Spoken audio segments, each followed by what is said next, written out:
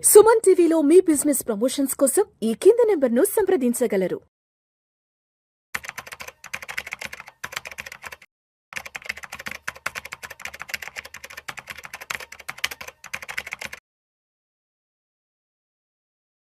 అనిల్ గారు నమస్తే సార్. నమస్తే విష్ణు. అనిల్ గారు, ఈ రోజుల్లో చాలా మంది ఆల్టర్నేటివ్ ఇన్కమ్ సోర్సెస్ కోసం చూస్తున్నారు.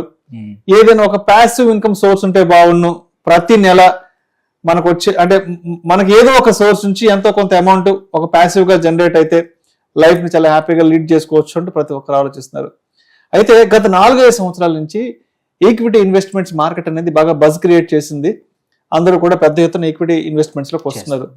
సో ఇప్పుడు మనం స్టాక్స్ లో ఇన్వెస్ట్ చేసి ఆ ఇన్వెస్ట్ చేసిన స్టాక్స్ మీద నుంచి ప్రతి నెల ఏదైనా ఒక డివిడెండ్ రూపంలో ఆదాయం పొందేందుకు అవకాశం ఉన్నాయా? అలా గనక ఉంటే అంటే జనవరి నుంచి డిసెంబర్ వరకు ప్రతి నెల ఏ ఏ కంపెనీస్ డివిడెండ్స్ ఇచ్చే అవకాశం ఉందంటారు? అటువంటి అవకాశాన్ని మనం ఏ విధంగా ఎన్కాష్ చేసుకోవచ్చు? తప్పకుండా మీరు అన్నట్టు చాలా మంది ఏంటంటే ఒక ఈక్విటీ మార్కెట్స్ నుంచి కూడా నాకు ఫిక్స్డ్ ఇన్కమ్ రెగ్యులర్ గా రావాలి ఏదన్నా ఒక రకంటే డివిడెండ్ పేయింగ్ అనేవి స్టాక్స్ అనేవి ఒక మంచి ఆప్షన్. ఆల్రెడీ చాలా మంది ఏంటి డివిడెండ్ పేయింగ్ స్టాక్స్ వాళ్ళు ఐడెంటిఫై చేయలేకపోతే మ్యూచువల్ ఫండ్స్ ఉన్నాయి డివిడెండ్ పేయింగ్ అంటే డివిడెండ్ ఈల్డ్ మ్యూచువల్ ఫండ్స్ అని అంటాం.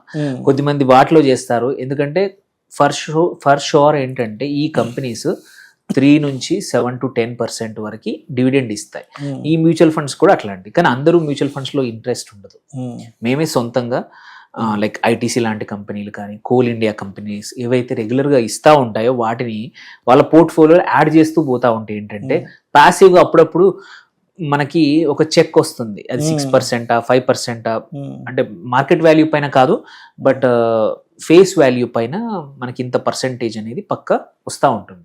సో అలాంటి వాళ్ళ కోసం ఏంటంటే ఒక చిన్న క్యాలెండర్ లాగా ఏది ఒక్కొక్క నెల ఒక స్టాక్ ఒక్కొక్క నెల అలా చేసుకుంటే ఏంటి అడ్వాంటేజ్, నువ్వు ప్రతి స్టాక్ లో ఒక 5 లక్షలు 10 లక్షలు చేసుకుంటూ పోతే నీకు ప్రతి నెల ఇంత అమౌంట్ ఏదో ఒక కంపెనీ నుంచి నీకు డివిడెండ్ పడుతూ ఉంటుంది. సో దేర్ బై ఏంటంటే ఇంకొక ప్యాసివ్ మనకు రెంట్ ఎలా వస్తుందో, రెంట్ ఎంత వస్తుంది మీరు చూసుకుంటే సపోజ్ రెసిడెన్షియల్ రియల్ ఎస్టేట్ ఒక ఫ్లాట్ ఏదన్నా ఉంటే 3 to 4% వస్తుంది. అంతే. కమర్షియల్ అయితే 5 to 6% వస్తుంది, హయ్యర్, ఇది ఎక్కువ సైడ్. దానికన్నా నువ్వు ఒక ₹1,00,00,000 పెట్టి ఒక ఫ్లాట్ కొని 4% తెచ్చుకునే బదులు అదే ₹1,00,00,000 3-4 స్టాక్స్ లో పెడితే నీకు డివిడెండ్ ఈల్డ్ 8-9% వస్తుంది అండ్ లిక్విడిటీ ఉంటుంది, మంచి స్టాక్స్ యొక్క అప్రిసియేషన్ కూడా వస్తుంది. అంటే అటు ఈల్డ్ వస్తుంది, ఆ స్టాక్ పెరిగినప్పుడు అప్రిసియేషన్ వస్తుంది. అండ్ అడ్వాంటేజ్ ఏంది, మీకు మెయింటెనెన్స్ అనే గొడవ ఉండదు. ఈ డిమాట్ లో అకౌంట్ లో డబ్బులు ఉంటాయి, ఒక ఫ్లాట్ కొనే బదులు ఇక్కడ డిమాట్ లో డబ్బులు ఉంటాయి సైమల్టేనియస్లీ. సో చెప్తాను, స్టార్ట్ చేస్తాను. ఒకటి జనవరిలో చూద్దాం. జనవరిలో 3 కంపెనీస్ ఉన్నాయి రెగ్యులర్ గా డివిడెండ్ ఇచ్చే కంపెనీలు. ఒకటి NALCO, national aluminium corporation, wonderful returns ఇస్తోంది ఈ సంవత్సరం. అల్యూమినియం పెరగబోతోంది, ఆల్రెడీ పెరిగింది లాస్ట్ ఇయర్, ఈ ఇయర్ పెరుగుతుంది. అటు అప్రిషియేషన్ వస్తుంది, వాళ్ళ డివిడెండ్ కూడా వస్తుంది. అట్లాగే స్టీల్ అథారిటీ ఆఫ్ ఇండియా, అది వండర్ఫుల్ గవర్నమెంట్ కంపెనీ ఇది కూడా. అట్లాగే SGBA అనేది సట్లుజ్ జల్ వికాస్ నిగమ్, అంటే పవర్ కార్పొరేషన్ కంపెనీ, సట్లేజ్ నది పైన ఉన్న డ్యామ్ మీద ఉన్న దగ్గర నుంచి, ఇది కూడా ఈ 3 కంపెనీలు జనవరిలో ఇస్తాయి.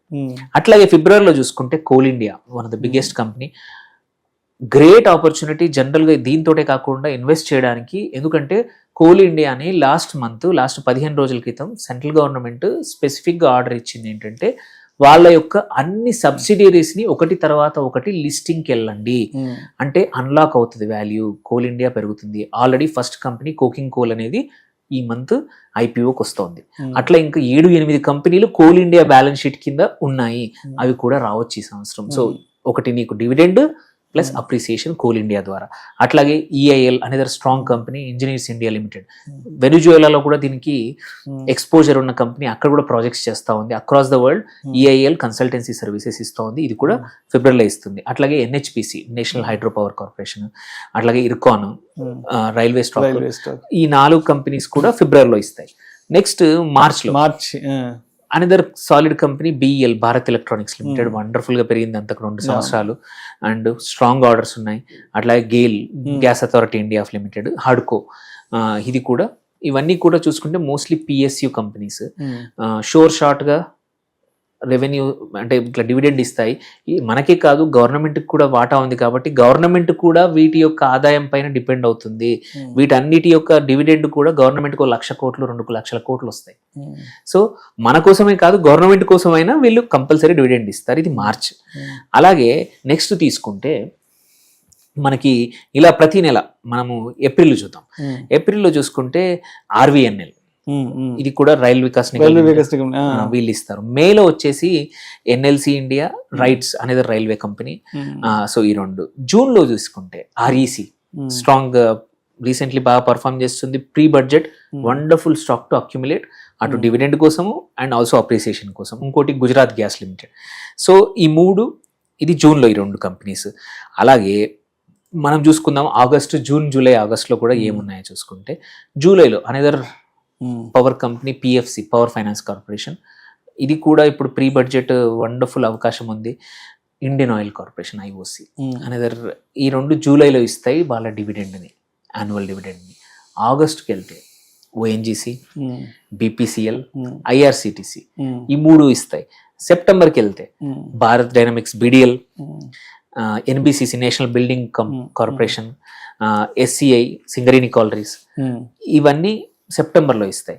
అండ్ లాస్ట్ చూసుకుంటే ఓన్లీ ఇంతవరకైనా, ఇంకా డిసెంబర్ సంగతి, మరి అక్టోబర్ డిసెంబర్ సంగతి చూసుకున్నా వాటిని కూడా చూస్తే అక్టోబర్లో కాంకార్ కార్పొరేషన్, ఏదైతే మన కంటైనర్ కార్పొరేషన్ ఆఫ్ ఇండియా, అట్లాగే హిందుస్థాన్ కార్పొరేట్, ఈ రెండు కూడా హెచ్సిఎల్ కూడా ఇవి ఇస్తాయి.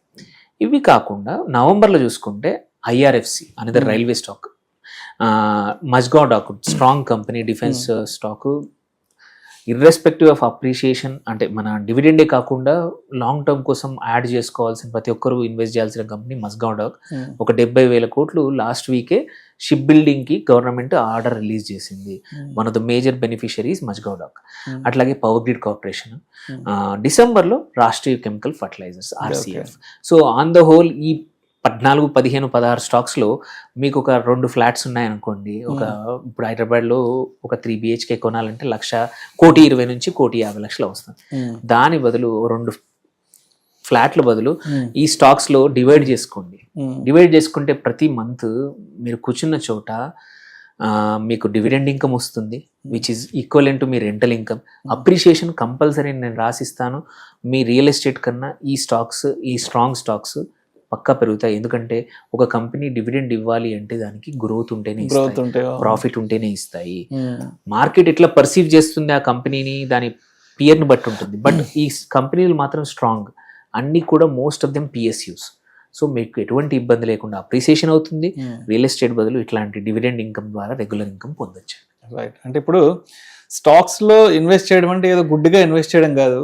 మనం చేసే ఇన్వెస్ట్మెంట్ మీద మనకి ప్రతి నెల ఏదో విధంగా ఒక డివిడెండ్ ఇన్కమ్ అనేది వచ్చేలా అటువంటి స్టాక్స్ ఏ ఉన్నాయి, అటువంటి కంపెనీస్ ఏ ఉన్నాయి అనేది ఐడెంటిఫై చేసి ఒక లాంగ్ టర్మ్ గా ఇన్వెస్ట్ చేసుకుంటే ఒక సంవత్సరం, అంటే మన దగ్గర ఏదైనా పెద్ద హ్యూజ్ అమౌంట్ ఉండి, ఒక పెద్ద కార్పస్ ఉండి, అలా ఒక సంవత్సరానికి సరిపడా మనకి ఎవ్రీ మంత్ ఏదైనా ఒక ప్యాసివ్ ఇన్కమ్ రావాలి అంటే కొన్ని కంపెనీస్ ని సెలెక్ట్ చేసుకుంటే ఇన్వెస్ట్ చేసి మనకి సంవత్సరం పొడవునా ఒక ప్యాసివ్ ఇన్కమ్ అనేది డివిడెండ్స్ రూపంలో వస్తుంది అంటారు. అవును. సో బట్ మనం చేయాల్సింది ఐడెంటిఫై చేయాలి అసలు ఏ కంపెనీస్ ఉన్నాయి ఇలా ఇవ్వడానికి, గ్రోత్ ఉన్న కంపెనీస్ ఏంటన్నది ఐడెంటిఫై చేసుకోవాలి, పోర్ట్ఫోలియోలా బిల్డ్ చేసుకోవాలి. ఎందుకంటే ఇంకోటి కూడా మనం చూడాల్సింది, ఈ డివిడెండ్ కూడా హిస్టరీ అనేది మోర్ ఆర్ లెస్ స్టేబుల్ ఉంటుంది. కొన్ని కంపెనీలు సంవత్సరానికి 5%, కొన్ని 6%, కొన్ని 7%, కొన్ని 3% ముందే ఫిక్స్ చేస్తాయి. వెరీ రేర్లీ ఎక్సెప్షనల్ కేసెస్లో ఎక్కువ పర్ఫార్మెన్స్ బాగుంటే 8, 9, 10 కూడా పర్సెంటేజ్ ఇచ్చే అవకాశాలు ఉన్నాయి. But most of these companies business wise కూడా చాలా స్ట్రాంగ్ ఉన్నాయి. మనకు ఓన్లీ డివిడెండ్ ఒకటే కాదు, అప్రిసియేషన్ కూడా చూసుకుంటే ఇవన్నీ కూడా strong companies. Right sir, right sir. Thank you sir, thank you so much. Thank you.